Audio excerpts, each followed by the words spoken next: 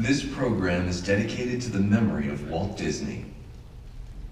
In 1971, his love for America inspired the creation of the Hall of Presidents, a place to celebrate the optimism and goodwill he saw at the heart of the American story. Walt's vision was to honor the nation by honoring the American presidency.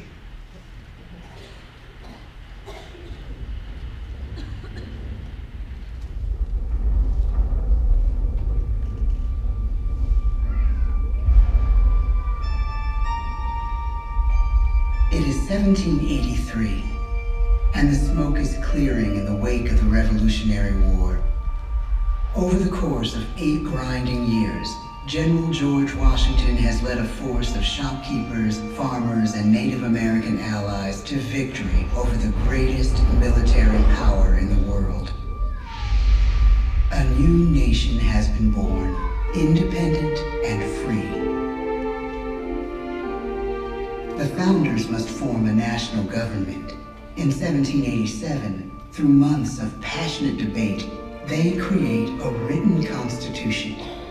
For the country's highest office, they imagine something new in the history of the world. A leader not born to power like a king or queen.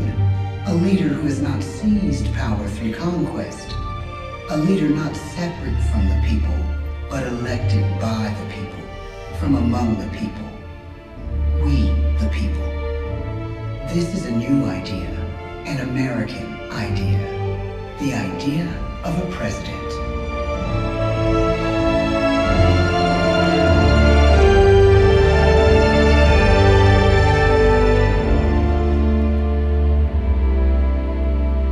The people don't know exactly what a president will be, but there is little doubt who it will be. George Washington's stature and bearing have marked him as a leader. His integrity has made him a great one. Washington knows that many generals who have led successful revolutions make themselves dictators or kings. Instead, he steps down from power and retires to his home, Mount Vernon. The world takes note, and George Washington becomes the symbol of American ideals. In the first presidential election, it's Washington by a landslide. The only doubt seems to be his own. He writes, "Integrity and firmness is all I can promise. Integrity and firmness is exactly what we need." Everything he does as president will set a model for his successors. His final act may be the most important of all. After 2 terms, with no term limit in the Constitution, and amid overwhelming support to stay in office, he steps down once again and hands power back to the people. He wants us to speak, to elect a new president. During the early years of the Republic, we choose leaders as different as Thomas Jefferson, John Adams, and Andrew Jackson. Elections are often bitter. Each president stands at that fiery intersection where personal character meets the challenges of the times. Some call the presidency a glorious burden. Jefferson calls it a splendid misery. We, the people, must choose well. We elect 15 presidents before the course of history brings us to the edge of a crisis like no other. A nation born of freedom still permits slavery. As the country pushes west, will new states be slave or free? The question produces bitter conflict.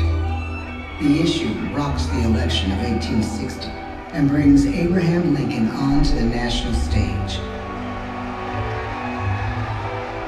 The tall, lanky, some say uncouth candidate from Illinois is a master of words at a time when speeches are printed in full for people to read.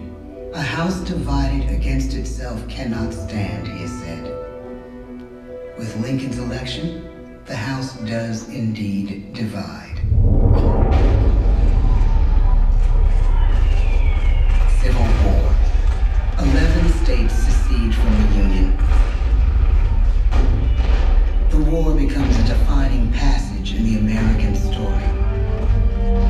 president's own inner strength and depth of character changed the course of history. Lincoln had come up the hard way on the American frontier, desperately poor, with less than a year of formal schooling. His early years were scarred by tragedy, the death of his mother, his sister, his first love. He struggles with depression, but never loses his determination to rise above it. He once said he's driven by a desire to leave the world a little better place for having lived in it. The war rages. Lincoln fights to preserve the Union and end slavery. Neither is a sure thing. At Gettysburg, Pennsylvania, 6 months after one of the bloodiest battles of the war, the president dedicates a cemetery to the thousands of soldiers who died there, in words we can never forget.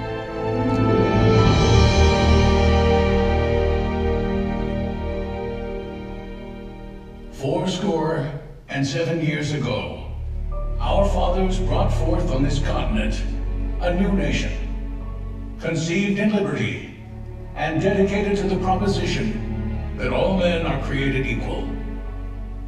Now we are engaged in a great civil war, testing whether that nation or any nation so conceived and so dedicated can long endure. We are met on a great battlefield of that war. We have come to dedicate a portion of that field as a final resting place for those who here gave their lives, that that nation might live. It is altogether fitting and proper that we should do this. But in a larger sense, we cannot dedicate, we cannot consecrate, we cannot hallow this ground. The brave men, living and dead, who struggled here, have consecrated it far above our poor power to add or detract. The world will little note, nor long remember what we say here, but it can never forget what they did here. It is for us, the living, rather, to be dedicated here to the unfinished work which they who fought here have thus far so nobly advanced. It is rather for us to be here dedicated to the great task remaining before us, that from these honored dead we take increased devotion to that cause for which they gave the last full measure of devotion. That we here highly resolve that these dead shall not have died in vain, that this nation, under God, shall have a new birth of freedom, and the government of the people, by the people, for the people, shall not perish from the earth. The blood of over 500,000 Americans is spilled in this Civil War. President Lincoln's enduring hope is to give true meaning to the sacrifices of so many, to lead us to that new birth of freedom. With the end of the war and the end of slavery, a new birth truly begins. As we roll toward the 20th century, settlers roll west on wagon wheels and railroads connect the nation coast to coast.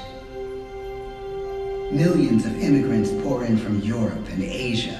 Population doubles, our economy triples, our standing among nations rises.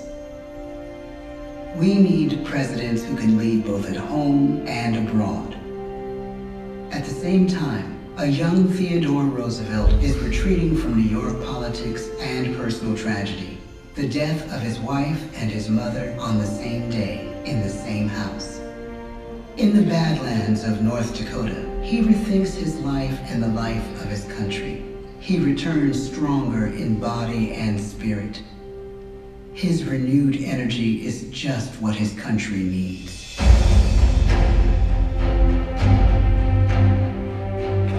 American industry is booming, but social tensions are rising. A progressive movement is bubbling up, pushing for change, and change is needed in the working and living conditions in cities. The gap widens between rich and poor. The demand for change grows stronger. Teddy Roosevelt speaks with force and vitality in clear terms that make colorful headlines at a time when mass-market newspapers have become the new media. To define his foreign policy, he borrows a phrase from an African proverb: speak softly and carry a big stick. But his greatest accomplishments are made at home. He breaks up giant monopolies, protects workers' rights, and calls for a square deal for all Americans, rich and poor, capitalist and wage earner. And a square deal for every man and every woman in the United States. He calls on America to be as great as the natural grandeur of its lands.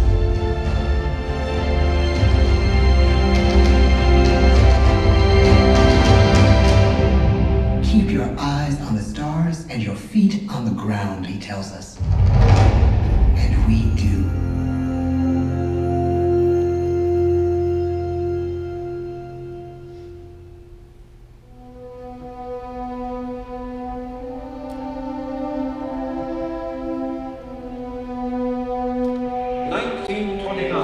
The bottom fell out of the market. 12 million unemployed. The bread lines and the soup. The results of the 1932 election now appear. When we elect our 32nd president, it is the worst of times. The course of history and the course of one president's life again shape a turning point in our national destiny. Franklin D. Roosevelt, paralyzed by polio, knows how to restore the faith of a people paralyzed by the Great Depression. I believe in practical explanation and in practical policy. He has found the inner strength his countrymen now need. He speaks to us like a friend, a neighbor. His optimism is contagious, his voice perfect for the latest breakthrough medium, radio. He calls us to believe we have nothing to fear but fear itself. And we do believe. Tonight's attacks on England are perhaps the most widespread of the war in the course of the day. But an even greater challenge dominates his final years in office. The Second World War.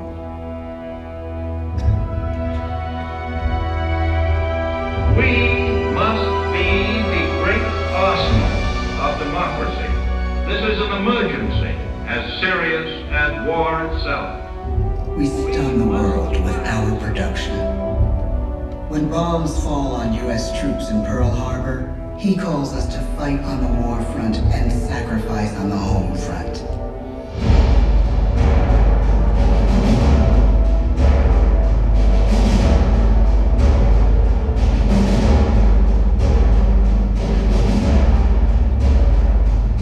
The harder the sacrifice, the more glorious the triumph.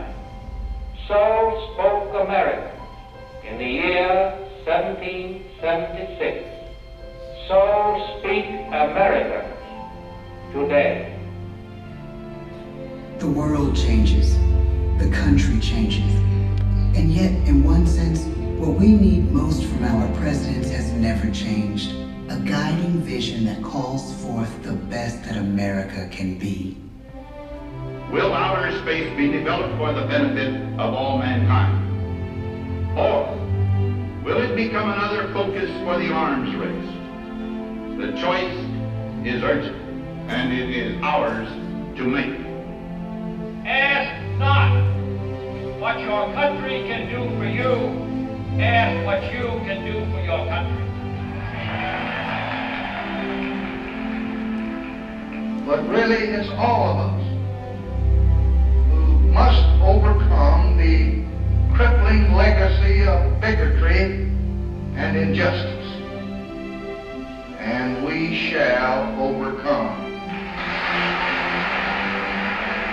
One of the agreements that President Sadat and Prime Minister Begin are signing tonight is entitled A Framework for Peace in the Middle East.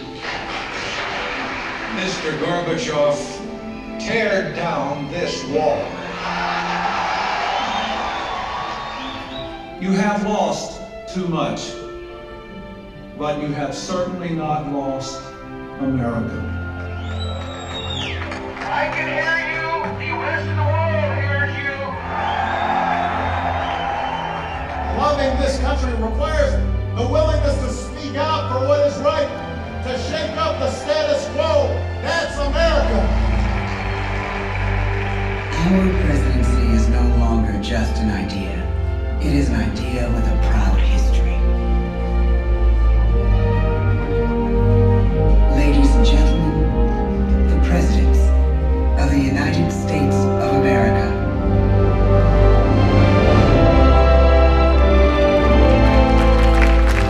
George Washington. John Adams. Thomas Jefferson. James Madison. James Monroe. John Quincy Adams. Andrew Jackson. Martin Van Buren. William Henry Harrison. John Tyler. James K. Polk. Zachary Taylor. Millard Fillmore. Franklin Pierce. James Buchanan. Abraham Lincoln. Andrew Johnson. Ulysses S. Grant. Rutherford B. Hayes. James A. Garfield. Chester A. Arthur. Grover Cleveland. Benjamin Harrison. William McKinley. Theodore Roosevelt. William Howard Taft. Woodrow Wilson. Warren G. Harding. Calvin Coolidge. Herbert Hoover. Franklin D. Roosevelt. Harry S. Truman. Dwight D. Eisenhower. John F. Kennedy. Lyndon B. Johnson. Richard M. Nixon. Gerald R. Ford. Jimmy Carter. Ronald Reagan. George Bush. Bill Clinton.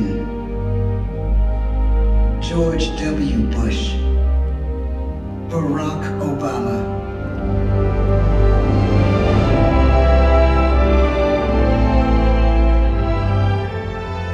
And now we come to the present. Once again, we place our trust in the idea of a president, as we have from the beginning. My fellow citizens, no event could have filled me with greater anxieties than that notification on the 14th day of April, 1789, that you had selected me to lead our nation. But it was with the confidence of my fellow citizens that I took an oath. 35 simple words that have been repeated by every American president throughout history. I, Donald John Trump, do solemnly swear that I will faithfully execute the office of President of the United States and will, to the best of my ability, preserve, protect, and defend the Constitution of the United States. So help me God. From the beginning, America has been a nation defined by its people. At our founding, it was the American people who rose up to defend our freedoms and win our independence. It is why our founders began our great Constitution with 3 very simple words: we the people.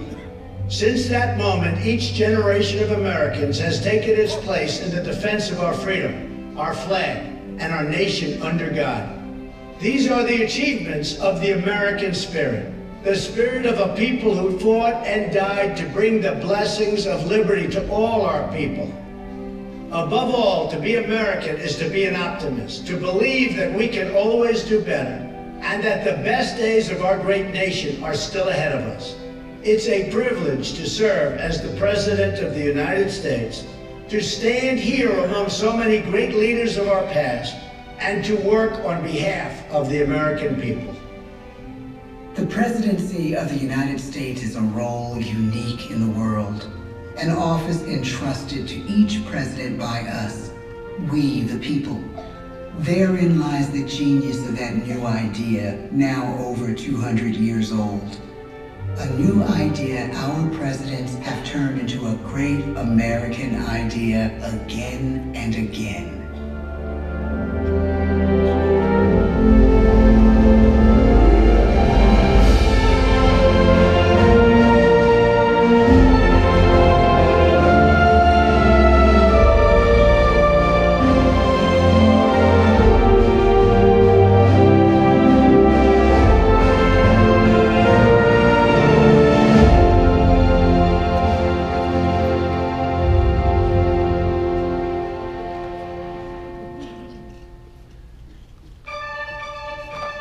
Ladies and gentlemen, that concludes your presentation. We hope you enjoyed the show.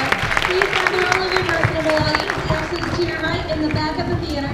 Please only use the exit to the right in the back of the theater. We hope you enjoyed the show and that